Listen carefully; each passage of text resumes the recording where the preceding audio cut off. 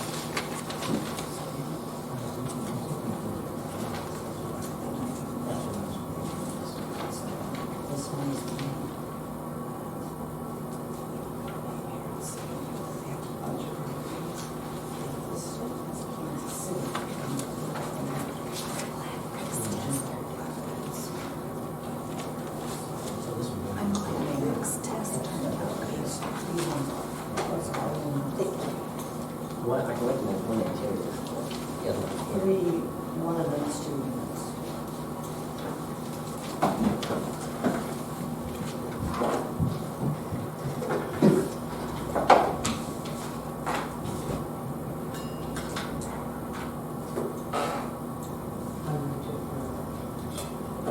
Oh, okay, that's what I was just going to ask. Motion to approve?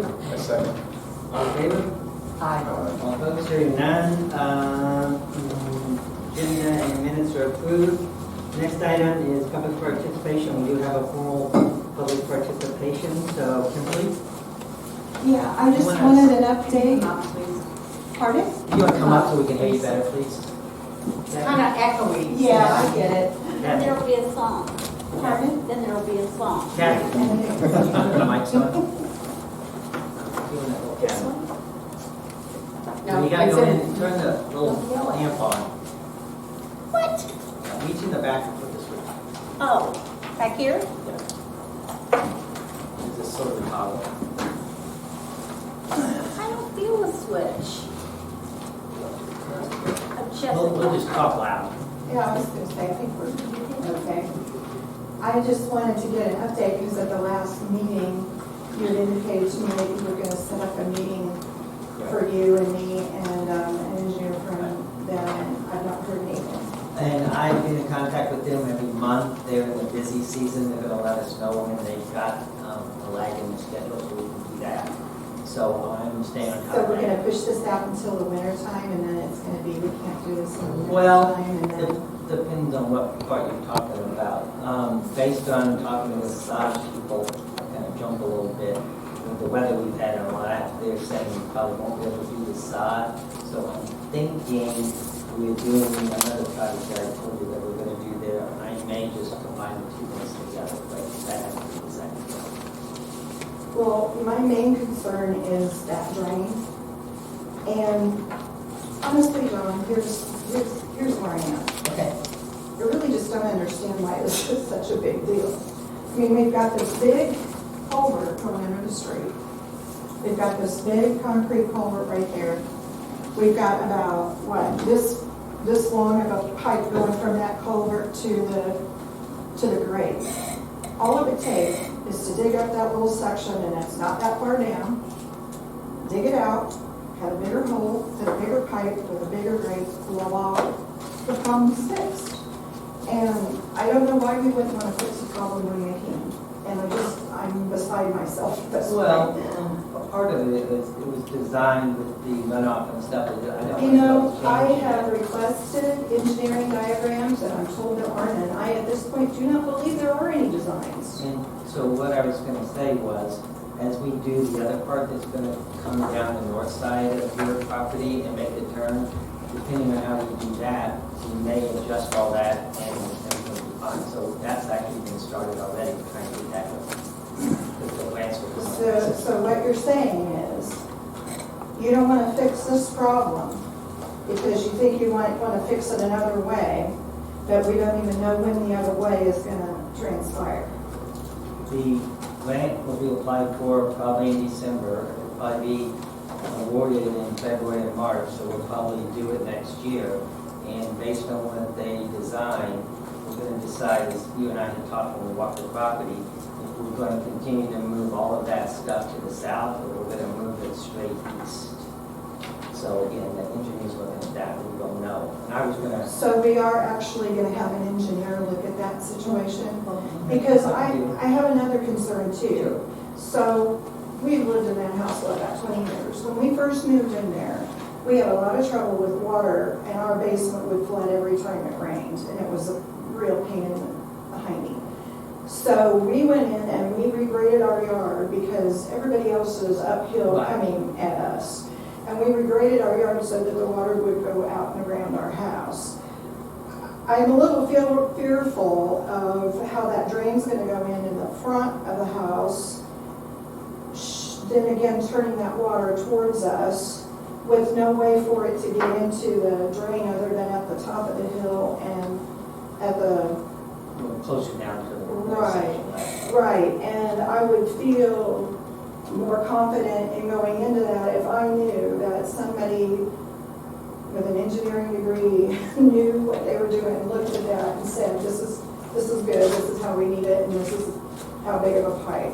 Because, you know, and that's my plan. When they give me a date, they can come out and talk about the future project now.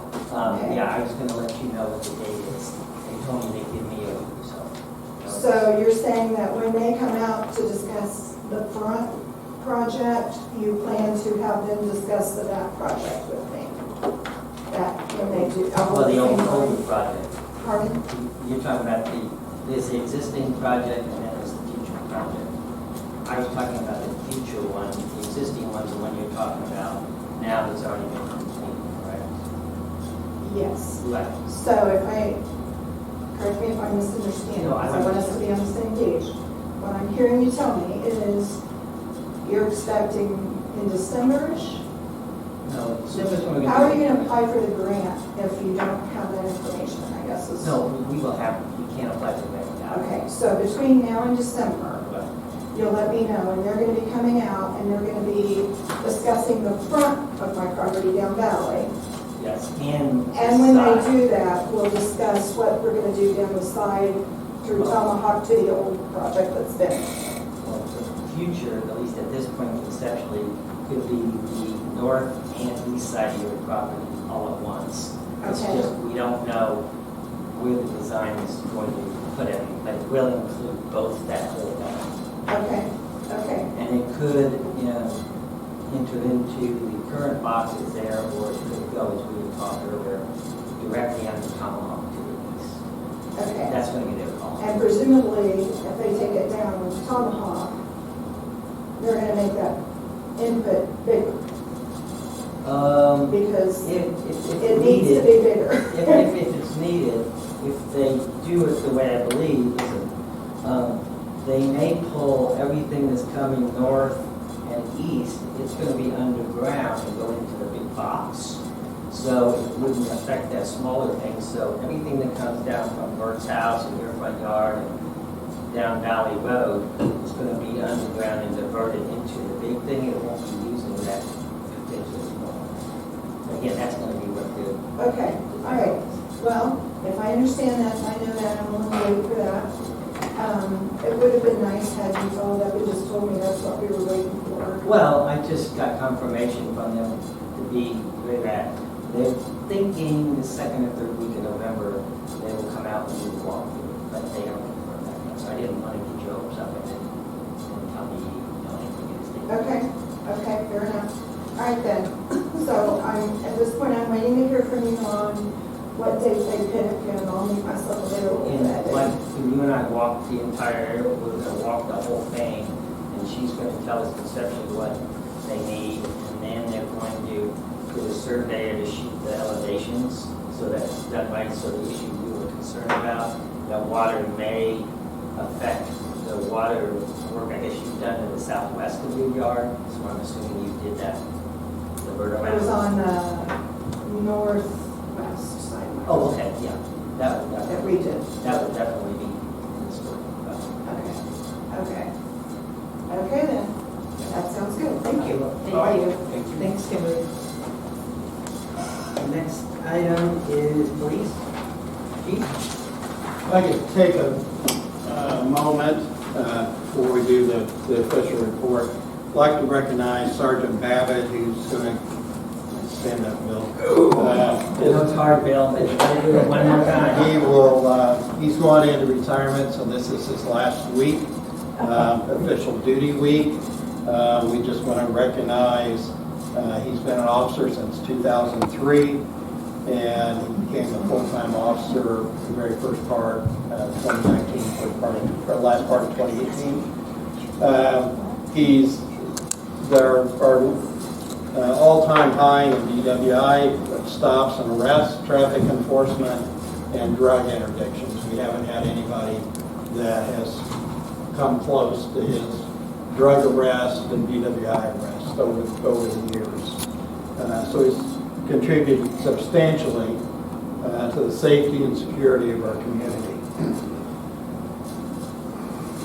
And so on behalf of the city and the department, we would like to present you with a timepiece with your with the patch and your name and the date on it.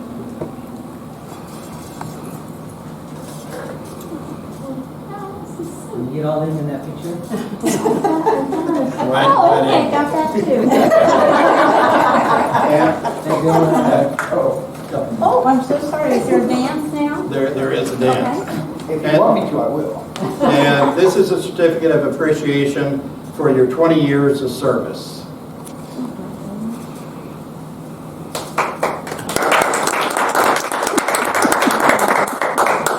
And the most important part is your retirement police ID. Now, I don't know how old this picture is, but I figured that it was might be pretty old. So We don't have the report on this one. right. So we want to thank you for your service and wish you the best in your retirement and your new home. So Thank you. yeah, Kathy, why don't you? Yeah, let's get one Yes, shown. Congratulations, Bill. Enjoy California, especially at the right time of year. Very nice. Yeah. Unfortunately, I had to sell my guns. Kathy, you might get one of just him underneath the building. Yeah, we can take it right Yeah. there. So, so Let's have you stand a little bit that way. Okay. You need to hold some. Okay. Hold all those things. Okay. So one more for the vote. Yes, okay, all right. wait until after Halloween so you could hang my brown heads off. I will be by. You can still come though. You know, if I could tell Larry, thanks for taking that chance on me. And as Chief said, Bill, you've got a phenomenal knack and nose for public safety, and there's been so many incidences in my 20 years that it's incredible how you do that. But thank you very much. Well, I can sniff my own out, so. Thanks for Thanks, Chief. That was great. So we'll go through the police report. There's really nothing significant for August or September. It was we didn't have any significant events, so there's really nothing to speak of. We did have a incident the other day, a wildlife incident, and there was some confusion on one of our officers' parts. If it was a conservation issue because it was wildlife and where we may step in or not.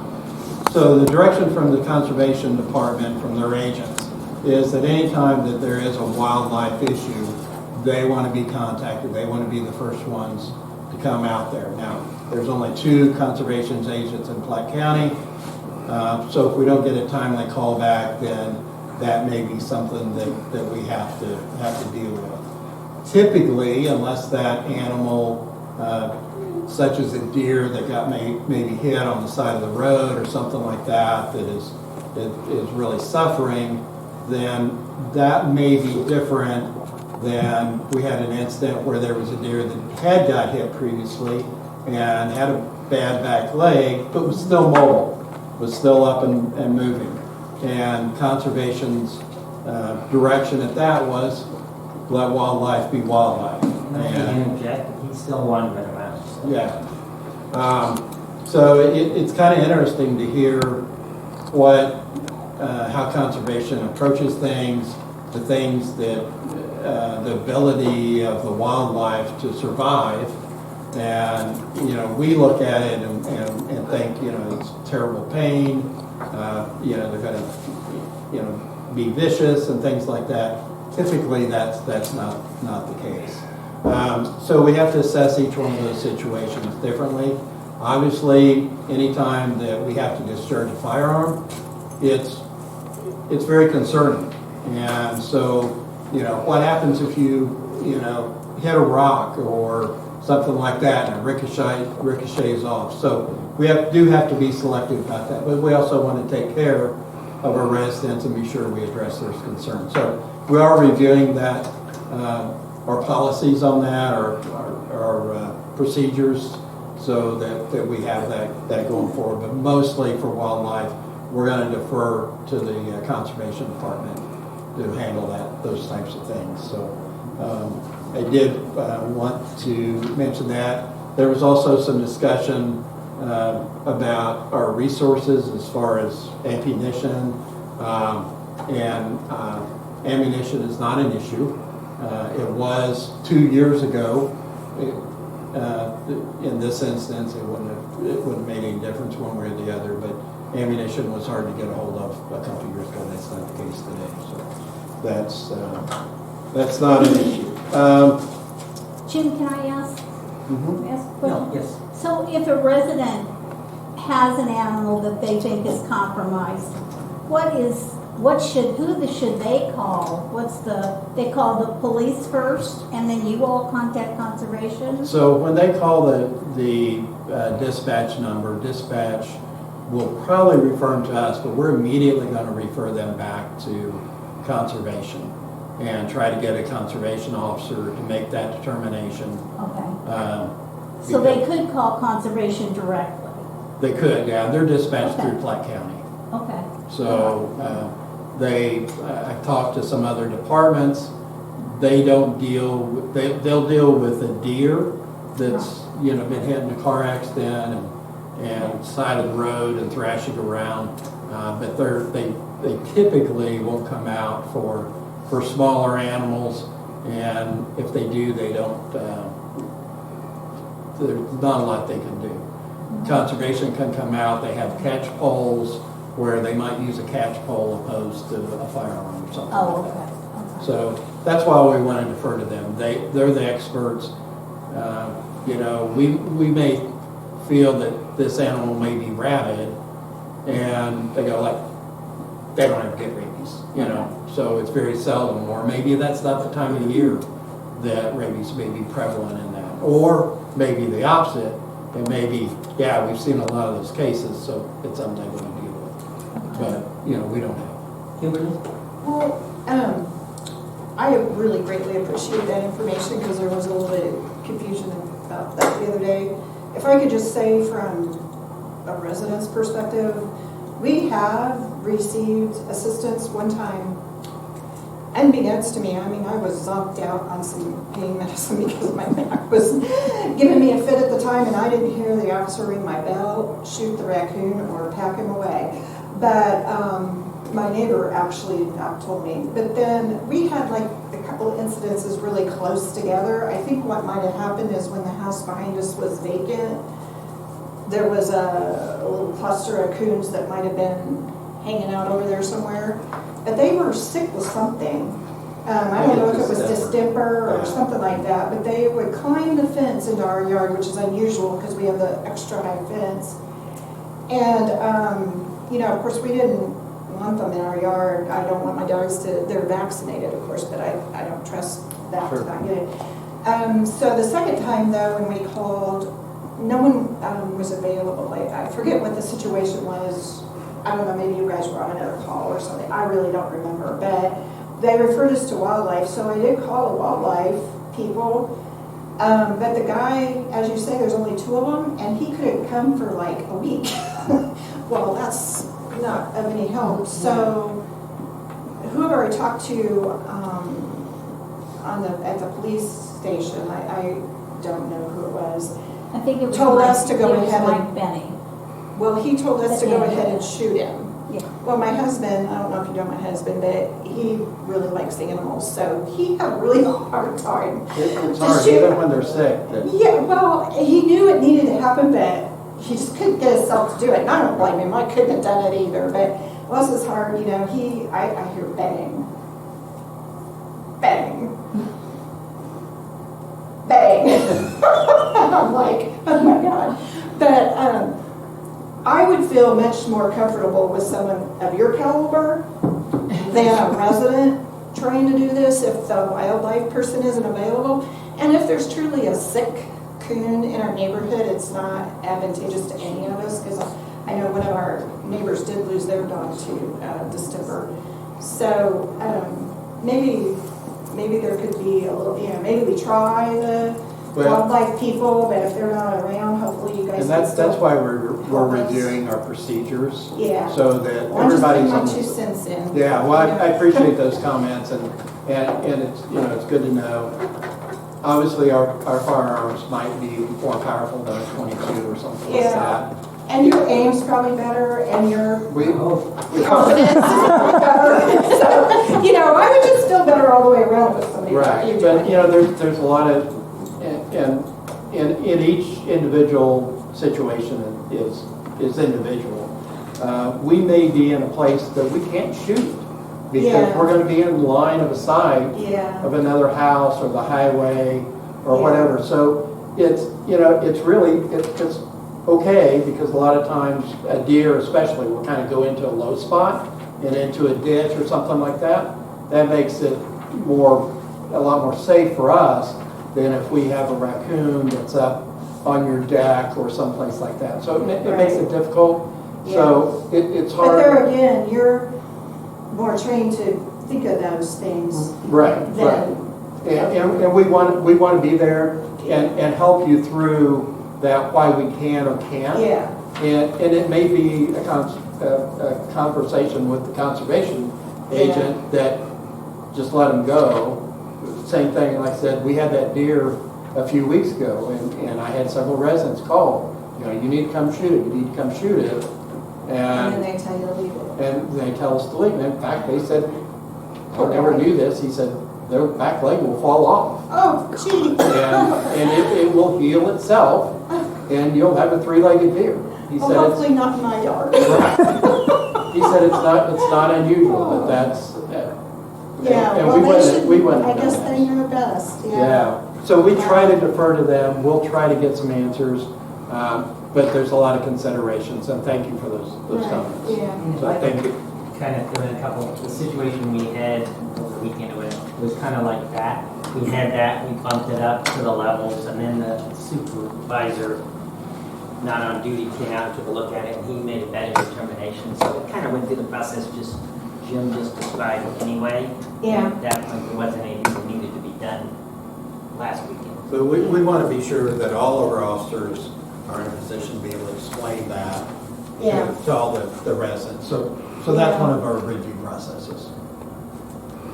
I've reported before that the dispatch center was way down in personnel, and so the self-initiated activity was down to, we couldn't do a self-initiated activity. Self-initiated activity would be car stops and those types of things. That has gotten a lot better. They are almost fully staffed. However, they're still new dispatchers. So, they're still learning. So we'll start to see more car stops in the next few months as we go along. But the sheriff told us the other day that that dispatch center is almost fully staffed. So that's good. The last thing that I have is that I did speak to the bridge foreman, the foreman on the construction crew, and initially they started like 4 months behind, even before they even started. There was a lot of utility work that didn't happen that they thought was going to happen, so they were really looking at towards next year, and then they made a lot of good progress. Utilities got moved. A lot of infrastructure came in that they didn't think was going to come in when it did. So they've really bumped this up. So he's telling me that there's a really good possibility by the end of November that we may see that bridge open and we'll have traffic going through there. So we've got our fingers crossed, and he, said that's where he's hopeful at, and of course that depends on weather, and maybe there's a piece that doesn't come in, who knows, but at least there's some hope. Maybe before the end of the year we'll be able to traverse back. We weren't able to have the September meeting right now, so everybody probably figured out all the ramps are open now, so you can do that. That's when they told us it'd probably be the end of the year, so it's not like the chief's got even more information.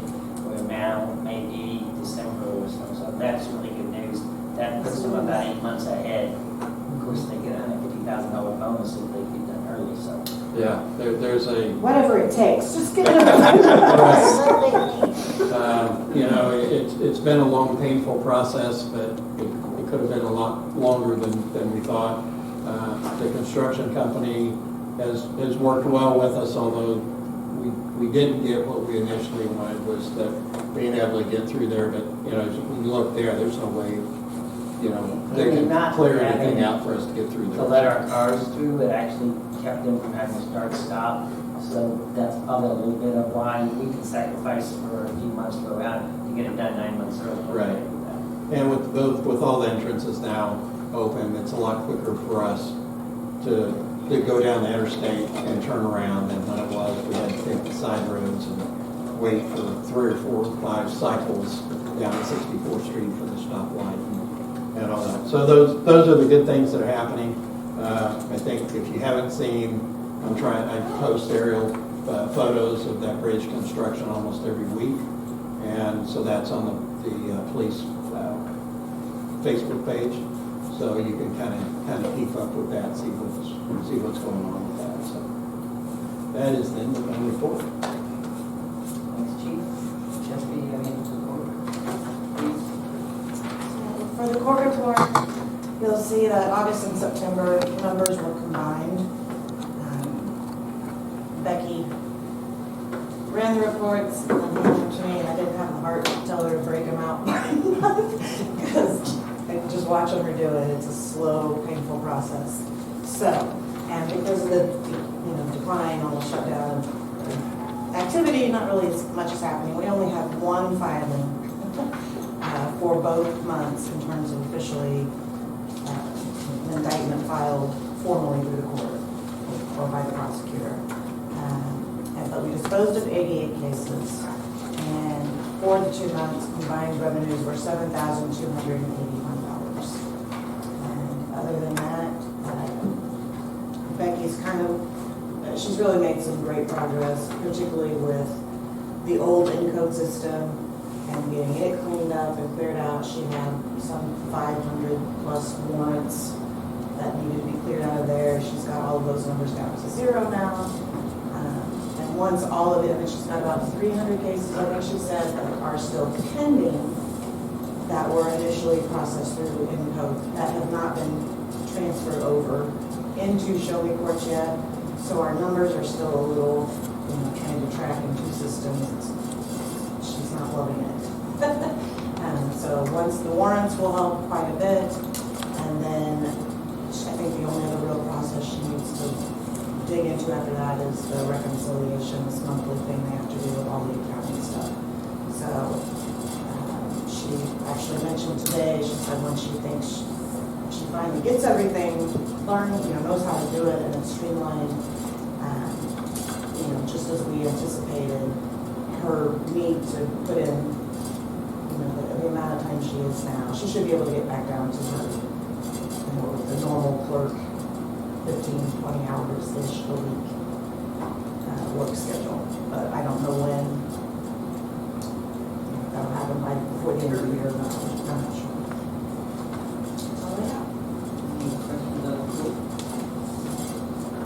If not, next item would be committee reports. Alderman Mark, let's start with Alderman. The only thing I have, I've talked to the police chief about it, now that school's back in session, we had a lot of activity on dirt bikes on Prairie View Road from about 8 o'clock at night until about 10 o'clock, and they were running without lights. It looked like they were 12 to 16-year-old kids. Dirt bikes in school. I saw But that. I've seen both. Okay, this is like a really hot topic over in Weatherby right now. The Facebook page for Weatherby is on fire. You guys think our Facebook page is great? Oh my.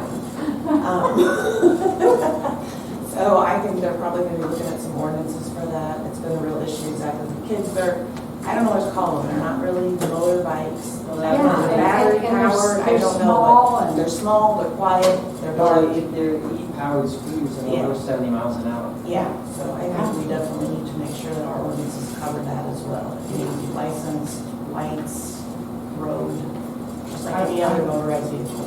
Yeah, I was talking to officers from happened to be a part of our conversation too, and he said he saw one of them get on I-29, no lights, and it was dark, and it's at that age you're bulletproof, and you're never going to die, and you know everything. So neighbors have constituents have complained for the same reasons. They just want to make sure everybody's safe. And they're noisy. So that's where all I have. Is that maybe what would have been out on 72nd Street the other night, making all that noise? Well, this made a lot of noise. Yeah, and there's different ones. Okay, but the same type of stuff? Sure, they've been really popular. Yeah, and when it was summer, it was worse, and so then it was 9 and 10 o'clock at night, and they were buzzing around. Yeah. There's some that have the microcycles that are, and a lot of times those are adults that are riding those. Yeah, we assumed these were adults. I've seen a lot on the next door stuff with them complaining about doing the donuts and kind of the stuff like they were doing down in the plaza there for a while. Yeah, drifting. Yeah, and so I just thought that's what it was over there on 72nd Street going on. But I didn't know about these, boy, that's really dangerous because you don't see them and then, I know I'd feel horrible if I hit one. We live on Prairie and, you know, we started to pull out when it started, and all of a sudden, they're in the bike lane coming at us. Oh, wow. And, you know, I don't want to hit anything, No. especially a person. Right. They're quite often dressed in dark colors, their bikes are dark. Yes, please. Is it legal for the children to have a Briggs & Stratton 5 horsepower motor and those mini bikes like the old Coleman motorbikes to ride on the sidewalks? I'm just curious because I have seen the group of 3 kids riding, what is that, Overland? I've seen them riding like 80cc dirt bikes, and I know that's wrong, but I also see kids riding like the 5 horsepower motor mini bikes, the actual mini bikes. And I myself am a dirt biker. I ride a dirt bike around my property a lot, but I have 2. I have a race bike and I have just a small 150. And I know that the race bike is off limits. I don't run that around because it's too loud. But these 5 horsepower motor bikes kind of fall into the e-bike category. And I'm curious as to what the outlook is of the community on those, because I think that's in the motorcycle community. That's like, oh, it's okay. It's under 50 cc's. It's, you know, it's under so much horsepower. So I think that a lot of kids think it's okay to ride on the sidewalk and whatnot. Where does that land? Yeah, they can ride it on private property, but not on the city streets. We don't have any sidewalks, so the ones you're talking about. I see the one at Sinclair's where I see it most. Yeah, that's actually in Kansas City, so that's not our jurisdiction, so. To answer your question, I don't know what Kansas But City no, ordinances are on that. Okay. I believe they have an ordinance against that, Okay. but we haven't had to address that on a sidewalk per se, but on the streets. Okay. Larry, since we're on that side, any comments? Committee person? You know, nothing to report. We've got a big wedding this weekend. So we're excited about that. And So don't we have somebody run? Ian's Rainbow Rainbow is run. running prior to the wedding. What time are they starting, do you know? I'm sorry, Do you know what time the Eames is starting? 8 o'clock. 8 o'clock. So 8 to noon, right, Larry? Yeah. Well, with that, I don't have anything else to add there.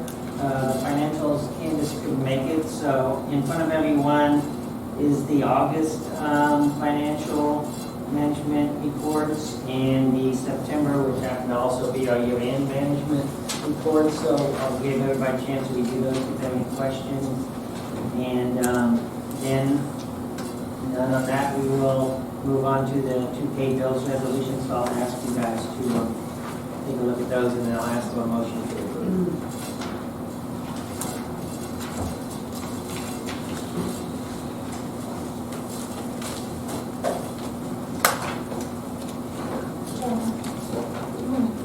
I was gonna do something. Oh, no. James? Oh, this one, no, this one's the show.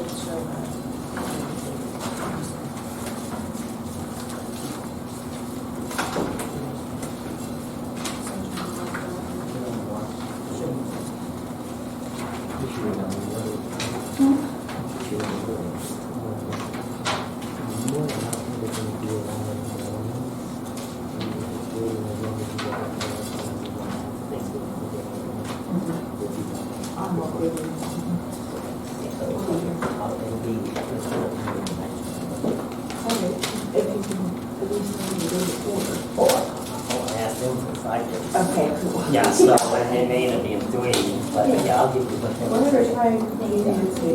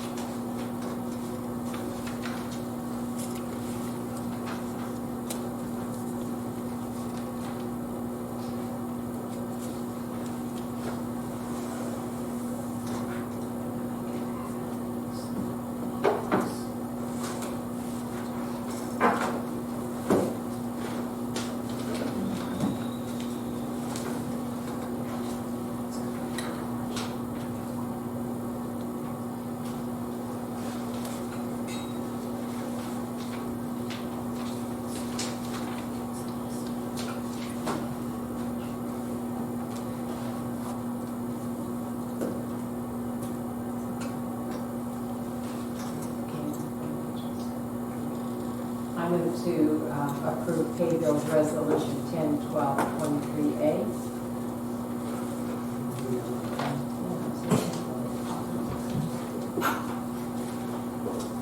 Should be 23B. 20 and pay bills 10/12/23B. Have a second? Second. Second. I'm sorry. Who seconded? I second. He did. I'm the one who put the motion in. I was just going along with the crowd. I think it's time for me to vote now.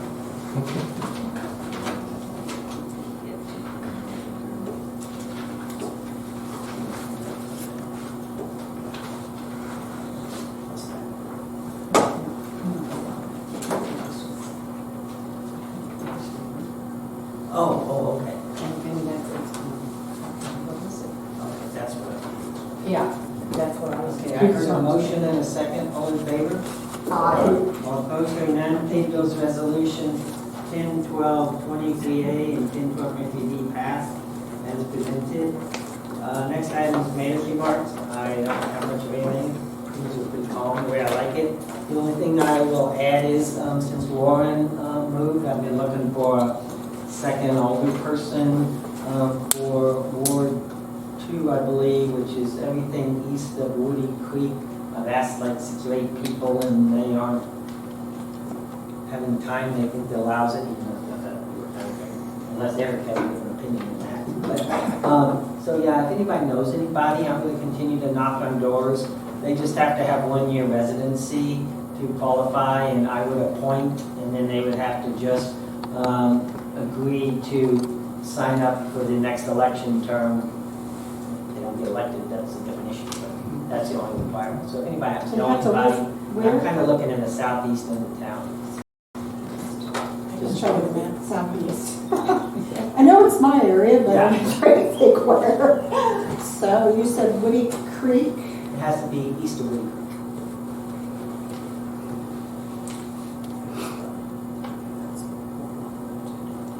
Okay, so we need somebody over here. And I'm gonna continue to ask the newer people now that they've been around longer, they'll meet the qualifications, but if anybody knows of anybody I think might be good or willing. And with that, that's the only remark I had. Other than Barry did a great job and we wish him well. Next item, business, we've been beaten to death on short-term rental. I know that the Aldermen got a copy of some stuff that they were allowed to comment on, and we found some other stuff too. I just want to make everybody aware when we were working on it, I'm not really in a position to think that we've got a final. And then we also found, again, a fairly complex right-of-way one that may take more time to fix than maybe start from scratch. So that's going to be Jessica's work going forward. So that kind of addresses those two issues. But I thought I would bring it up to the board and the audience if they have any questions, comments, as we try to move forward on that. So you're saying it's easier to start from scratch than to tweak an existing one? Yeah, for example, if you want to. Yeah, so, no. That's the short answer. Okay. Yeah, that's always the answer as a lawyer. It depends. It's, like we, in conjunction with Houston Lake, okay, well, they just passed a right-of-way ordinance. We try and get a copy of it, and they're like, oh, we just use park bills. So I look at park bills. Park bills is 47 pages, and there is no workable way to cut that down because they have a city engineer, they have public works department, they have official publication manuals that, they just have way more resources than we do, and the process is way more complicated than anything we could manage. So, like with regard to the short-term rental situation, it's just very hard to find a similarly situated small city that doesn't have the tax. We don't have any retail. It's just really hard for us to find one. So it's just been a process, and I encourage, I was going to say this to the aldermen as well. I mean, if you go online, Eric, and you can, great help and interested. So if you can find another small city ordinance, something that you think could be workable, that is absolutely the best, easiest way. There's no point in reinventing the wheel. And that's kind of what I keep running into with the short-term rental stuff. Every time you try and plug in the hole, like, so, well, now how are we going to fix that? Or what that raises this issue? So it's just, we're open to suggestions. So Houston Lake had used Parkville? John can tell you more about that Yeah, for the right-of-way stuff. The mayor and I spoke a couple times. He said, yeah, they used it and they modified it, but they really didn't modify it, so they took it down to like 40 pages, but all they took out was the public works department because they don't have one, but they still implemented all the other planning, zoning things with how they're funding, because they don't even open but 8 hours a week, so that just flat didn't work at all. So what about Weatherby Lake or Wacomas? Yeah, Do they have Wacomas, we anything? looked at it because they have a lake association. Same with Weatherby. They have more teeth than we do because the lake is owned by an entity, not the city, and they can put covenants in that we can't.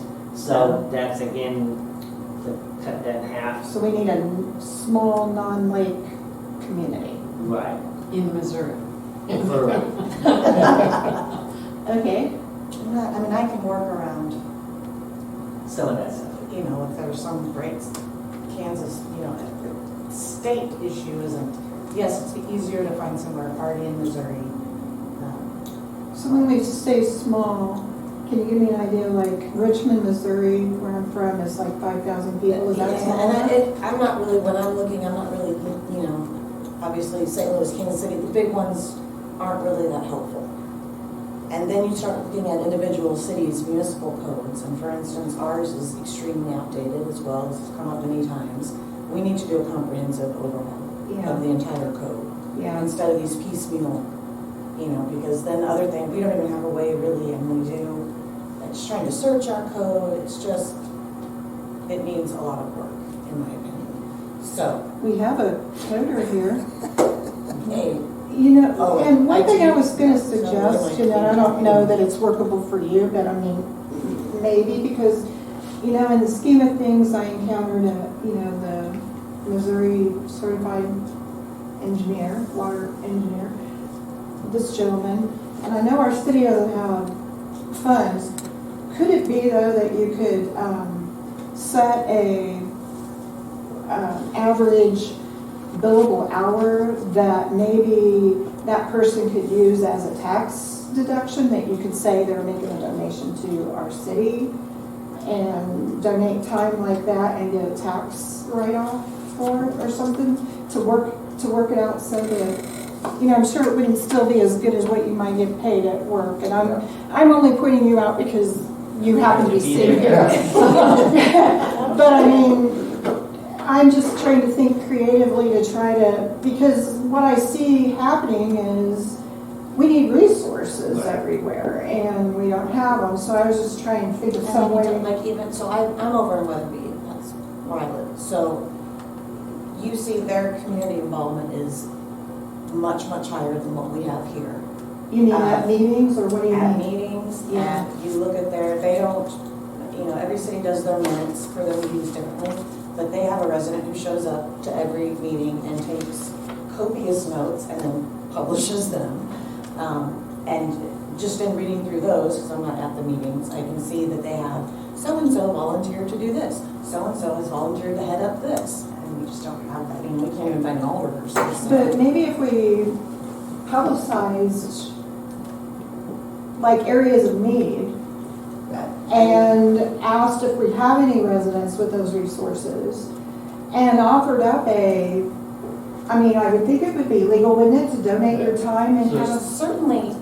I've had that come up, and where I've donated my time for something. Yeah, And, whoever gives me here's it's called an in-kind donation.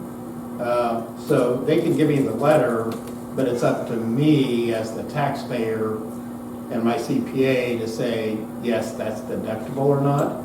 So, but that's a great idea. So so I don't understand what you mean if I. you mean under your tax situation. Right, yeah, it's not up to the city to do that. We could Oh, yeah. we could issue. But you could give them the papers. saying, Right, we could give them the paper. You've donated X number of hours. And at the way such it and had such to time. work for me was that if I was doing something as a police officer for an in-kind donation, Mhm. then I might be able to use that as a deduction. But if I was to go dig a ditch that's not in my profession, Right.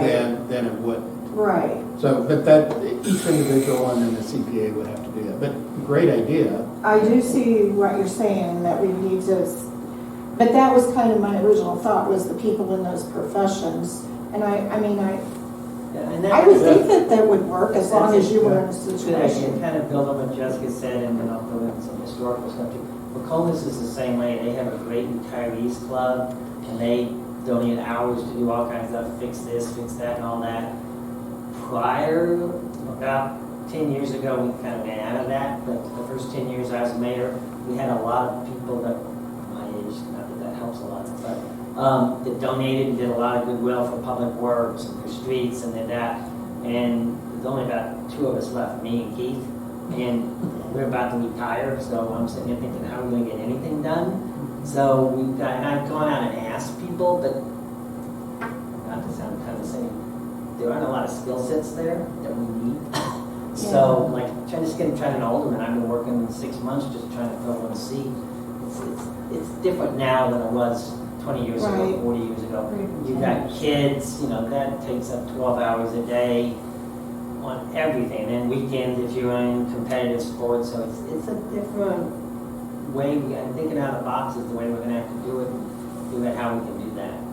Because I've even asked some 18-year-olds who live in homes because they could act as an alderman because they're 18, and you know they're a little reluctant to do it. Though some of them are pretty sharp. I talk to them all the time, and they would be a good mix. But again, they don't know what the time commitment is, and they're not sure, you know, how they would fit in and stuff like that. So it's kind of complicated. Yeah, I actually had somebody ask me what the time commitment was for that, and I had no idea what to tell them. I knew, of course, you have your council meetings, but I didn't know how much time aside from that that they would need to put in. As you're aware, we've got different committees: finance, police, public works.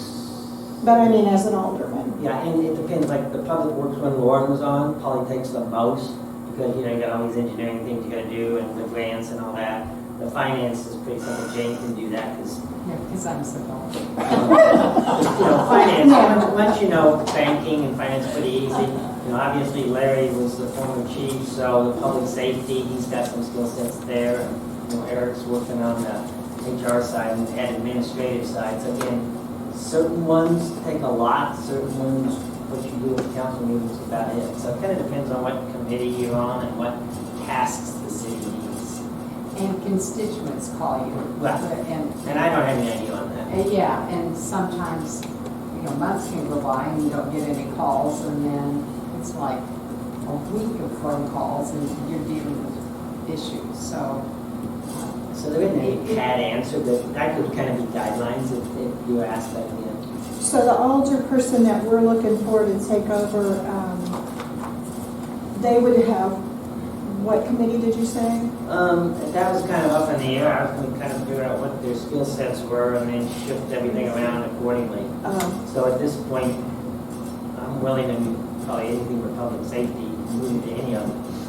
Okay. A fairly minimal time commitment is safety help. Okay. You can be as involved as you want. Thanks, Kimberly. That was really good. So that's kind of where we are on those two ordinances. If there's any other feedback, thoughts, and again, if anybody can, and what I've done is looked at all the St. Louis cities, which are small, with about 90 of them. And yeah, but they're so sophisticated and they have such a huge disposable income thing, and they aren't apples and apples to us, so it's complicated. Okay, so I might amend, I think you had addressed this, but I'm not sure I caught the meaning. In a city such as like Richmond with 5,000 people, is it not the number of people in the city, but it's more how that city matches us? Yeah, and when you, so we have to have the bodies to implement, you know, the ordinances put obligations on the city as well. So if we can't implement those, we can pass as many, I can pass the 47, I can present the 47-page right-of-way ordinance, you know, pare it down as much as I can. I still I don't know how we would implement it. So, I mean, it's really just finding something that practically works, regardless of the population. You know, Okay. I'm just, So this is where you're educating me, okay? Well, no, that's fine. That's fine. If you've got, so like who does our ordinance for trees and where you're parking and all that stuff? Police. Police. You're talking about enforcement or writing? Pardon? Enforcement or writing it? Enforcement. Enforcement. Please. Okay, and so if we have right-of-way ordinances, we're talking about, now maybe there's more to it than what's in my mind, okay? Is there more to it than just like the utility companies and stuff? Are there other right-of-way things that, because I mean, I wouldn't think that would happen very often, but when it did, it would be, somebody would need to look at it, of course. So it could be just a resident that is gonna, If a resident speaks up and says, hey, this isn't, no, I mean, so they wanna put, some rocks out there, some big monument rocks out there, you know, so, you know, maybe there could be an ordinance that says, well, yeah, you can do that, but you have to get a permit and so forth, so there has to be the resources at City Hall to be able to issue permits and somebody to go out and look. Okay, So so there's more than, Every time Just somebody utilities. wants to cut Yeah. into the street, it potentially costs the city money. I mean, that is a resource, the city has the right to manage access to the right of way. So we're looking at a permitting process. You know, we don't want people just coming in and being able to cut open the streets and we don't even know what's going on. It's not historically been a problem here. You know, I think we generally know when somebody's working in the city, but we want there to be a formal, you know, here's what you need to submit. We need to generate, or at least cover the city's costs from implementing this program. So there needs to be a permitting fee. How much is that going to be? Who's going to review these permits? What information do they need to submit? What happens when they don't comply? What happens if we reject a permit and they want to appeal? What happens if they get the permit but then they don't do the work? Well, then we have to enforce that. So it just kind of just keeps snowballing. You know, we can make these as complicated as we want, but if we can't, as I said, could we start with basics and over time build up from there? I mean, I guess when I'm thinking of basics, I'm thinking of, like, what have we had the biggest issues with lately? It's been like AT&T or whoever coming through, and they're evidently not done. They've got more stuff to do. So could we have just basics to cover them, and then we can see as time goes on what might need to be added? I mean, I don't know as far as, I mean, how often does somebody want to, you know, put a sign or a rock out there? I don't know, maybe it happens more than I think. from our side, it doesn't happen a lot. Yeah. I just kind of use that as an example, how. To me, we just need something to protect our properties. Sure. And so, even if we could just get, right, if we could just get the minimal, because, I mean, seriously, I don't think our city should be footing the bill for that area along the side of my house. I really don't. I think that AT&T and whoever else was digging in there, I mean, there were so many people in there, I don't even know who all was in there, but, and it's on the wrong side of my house for me to be able to see. But I just think we need something to keep those people in check when they're going through. From my perspective as an attorney, sure, we could pass this ordinance and then add to it, but that seems terribly inefficient to me. I would rather have a workable ordinance. We also have to keep in mind that there are state and federal regulations that come into play with this too. We can't, there are only certain things we can regulate and ways we can do it.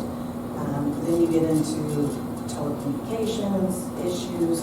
We cannot discriminate. We can't have a process like you get to get in the right of way, but you can't. Oh, yeah, sure. I mean, I worked in telecom. I get all of that. Yeah, and it's not But just you telecoms, can it's- also say, Yes. you need to put property back the way you found Right, it yeah. and stuff like that. That's all I'm looking for. And I get you wanting to do it all at once while your brain is on that. You're thinking through it all and doing it. But if we don't have reasonable time to do that now, and we know we've got them coming through our city to do more stuff, can we not at least get something in place to keep them in check? I mean, they're probably done with my property, but I'm just thinking, God help me, please tell me property. I think they got about 20 more feet. Hey, I mean, I'm just thinking they shouldn't wreck our whole city, and our city shouldn't have to come behind it and fix it, and our residents shouldn't either.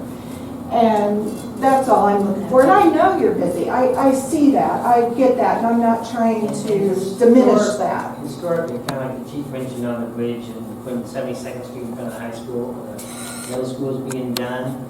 The utilities are usually very goodwill citizens and did all that because it was the right thing to do. Well, that kind of went out the window. Yeah, it has. 7 or 8 years ago. Across the board. Yeah. It's gone out the window, across the board. So, yeah. But Yeah, no, I think understand. it's I just, And I get the that problem. obviously is the heart of the right-of-way ordinance we're looking at. What are, you know, it needs to be restored to, I mean, that part of it, that's, I guess bottom line, that's what we're trying to do now. Right, and I realize, so that's why I'm thinking, I'm not a lawyer, so I wish I was, I'd do it.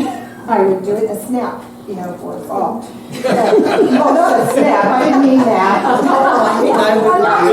I'm not trying to be, but But I would quickly step up to the plate to do that for our city if I could. I mean, it just seems like find somebody reasonable, cut away all their crap and stick with this. But I'm sure it's not as simple as that. But at least it's a framework. Right. And it's something to at least make them take notice that, hey, they do have something there that we need to. And as Jessica mentioned, particularly with telecom and internet providers, they have extremely powerful lobbies in Jeff City. That's why a lot of the things that we used to be able to do 5 years ago, we can't regulate when we charge them for a permit, we can't regulate this or that, so we kind of weave all this into the state stuff too, so it's crazy. And there's different, we are a city of fourth class, so there's different rules that apply to different sized cities. It's like Fourth class. Just go ahead and crack open the. So to add to the list, we need to find a fourth class Right. city to copy. Not necessarily, Oh. I would then just have to make sure that it doesn't violate any of our authority under state statutes. You mentioned Richmond. Well, I would think any other city in Missouri wouldn't have something violating a Missouri Just well, like statute. Missouri and St. Louis have special statutory authority. St. Louis County, right? So there's different special districts, Well, let's not different go to rules St. apply to Louis. what different governmental entities Yeah. can do.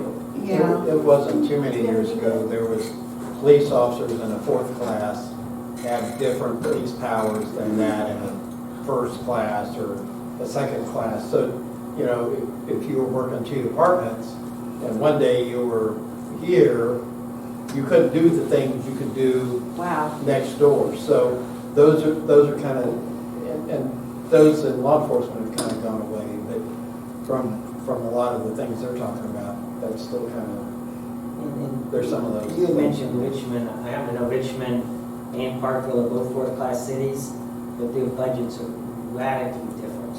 Yeah, Richmond's it's It's the a county rural. seat, it's a bigger town. Yeah. That's why I was wondering if it'd be too big to use, but maybe plucking it and taking off stuff would be easier than Parkville. You know, I don't know.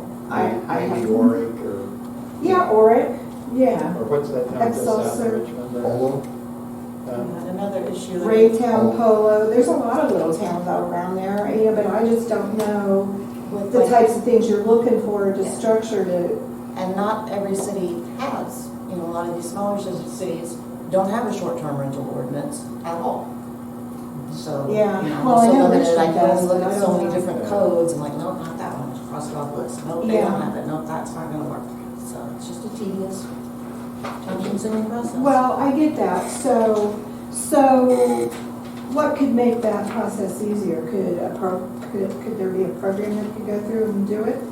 I mean, that's pretty, you can go through now, I don't know if I could do it because it's been too many years, but, I mean, even if you've got a file in Word, you could go through and search for certain words. Sure, I'm just saying in terms of, yes, I can do a Google search and try and find short-term rental ordinances, but then I still have to go in and individually look at each one of those and see what it is. And they all use different Yeah, you're missing, publication I'm trying to methods find and- something to keep you from having to do that. Well, and I was that's, trying to think of another way to keep you from having to do that. Eric has been very Working on that. helpful, and I think that's kind of where we're at, is anybody who can go find an ordinance that, Send it in. yeah, I'll take a look at it. and- For a couple of years, AI, we can just run it through AI. Yeah, that's right. ChatGPT. I tell you, that's a scary thing. Any other questions, comments, anything from the audience?